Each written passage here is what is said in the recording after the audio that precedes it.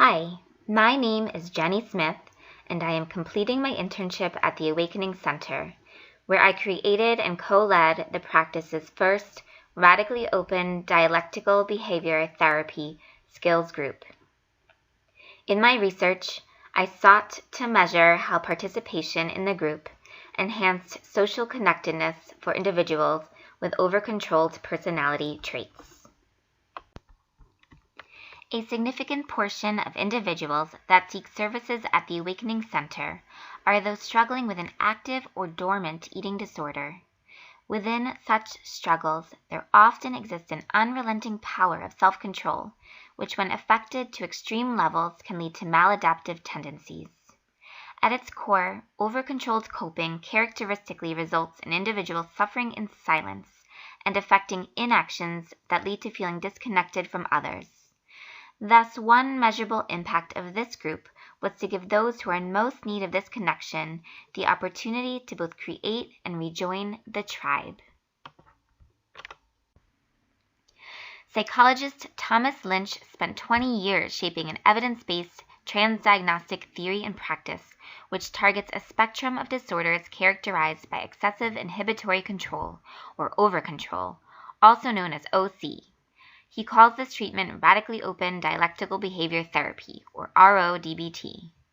Heightened OC personality traits impact both interpersonal behavior and social expression, and are associated with negative social outcomes, including reduced spontaneity, aversion to novel situations, social withdrawal, and avoidance. The intervention itself was modeled off of Lynch's 30-week skills training manual, though this version was condensed into an 11-week adaptation, considering internship time constraints and implementation limits. All lessons were covered at the most fundamental level, often dually or multiply within a group meeting, and all teaching points contain the dominant concepts that fall within Lynch's RODBT therapeutic stance.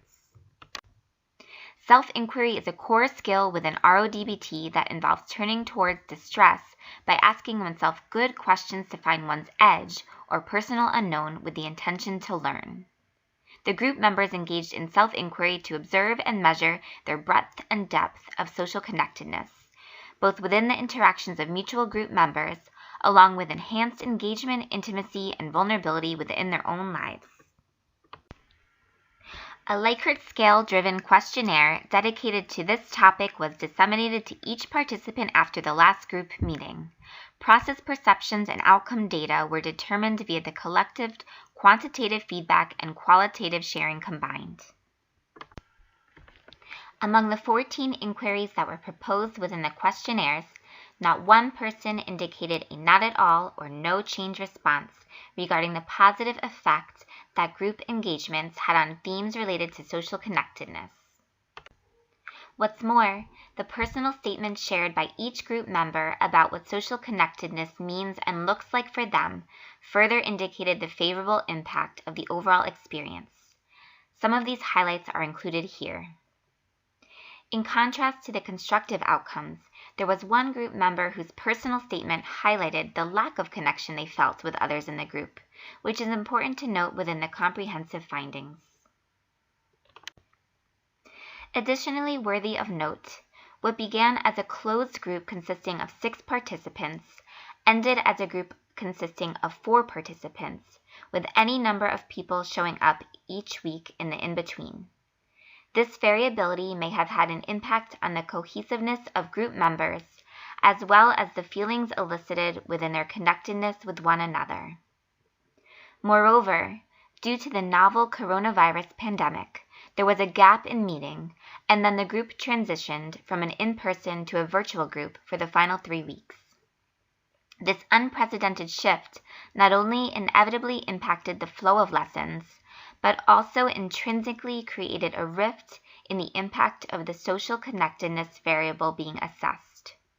As such, considerations around maintaining participant consistency and overall group flow should be addressed at the onset of future RODBT skills groups.